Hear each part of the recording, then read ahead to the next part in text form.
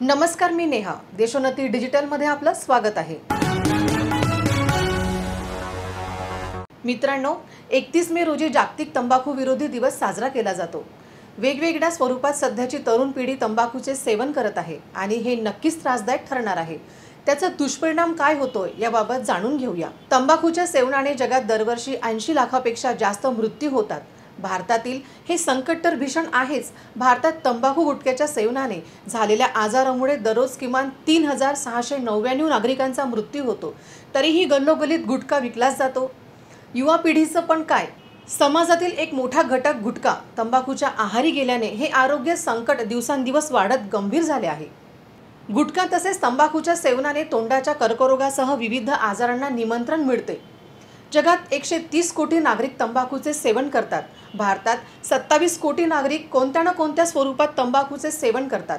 त्यामुळे दरवर्षी 13.5 लाख नागरिक दगावतात. याचाच अर्थ तंबाखू किंवा गुटख्याच्या सेवनाने झालेल्या आजारामुळे दर 24 सेकंदाला एकाचा मृत्यू होतो. दर तासाला 154 आणि दररोज 3699 नागरिकांचा मृत्यू होतो. एवढे हे भीषण वास्तव्य आहे. जागतिक आरोग्य संघटनेच्या अभ्यासानुसार भारतात दरवर्षी अकाली मृत्यूझळा आजारांमुळे GDPच्या 1% अधिक नुकसान सहन करावे लागते. तंबाखूपासून कर स्वरूपात जेवढा पैसा मिळतो त्यापेक्षा जास्त पैसा उपचार तसेच तंबाखूबाबत करायच्या जनजागृतीवर खर्च करावा लागतो.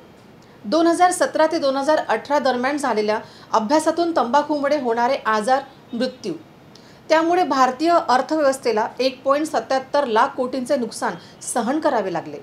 म्हणजेच तंबाखूच्या 100 रुपयाच्या करामागे अर्थव्यवस्थेचे 816 कोटी रुपयांचे नुकसान होते. ही बाब समोर आली आहे.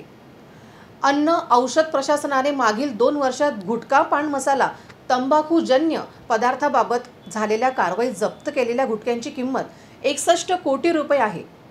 1 एप्रिल 2022 31 मार्च 2023 पर्यंत 37 कोटी 98,75,929 रुपयांचा गुटखा, सुगंधित पान मसाला तसेच तंबाखूजन्य पदार्थ जप्त करण्यात आले.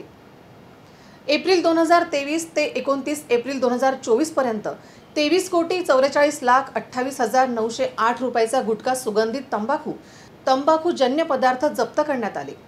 यावरून ही जीवाशी खेळणाऱ्या गुटख्यांची बाजारपेठ किती विस्तारत असून त्यातून नागरिकांच्या जीवाशी कसा खेळ सुरू आहे हे स्पष्ट होते आहे.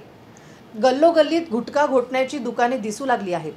लहानशा खेड्यातही गुटखा विक्री व्यवस्था दिसते. त्यातून सातत्याने तोंड न उघडणे, गुटख्यामुळे तोंडाच्या कर्करोगाचे प्रमाण वाढते आहे. आरोग्याच्या हिताबाबत बेभान पिढी बिनधास्त गुटख्याचे सेवन करते आहे. हेच खरे संकट आहे. Bureau report, Deshonnati. ठळक घडामोडींसाठी देशोन्नती न्यूज चॅनलला सबस्क्राइब करा आणि बेल आयकॉन प्रेस करा. मुंबई, पुणे, नागपूर, मराठवाडा असो का विदर्भ, राजकीय, सामाजिक, शैक्षणिक क्षेत्र असो का क्रीडा, सर्वच घडामोडीचे विश्लेषण पाहायला विसरू नका. फक्त देशोन्नती न्यूजवर.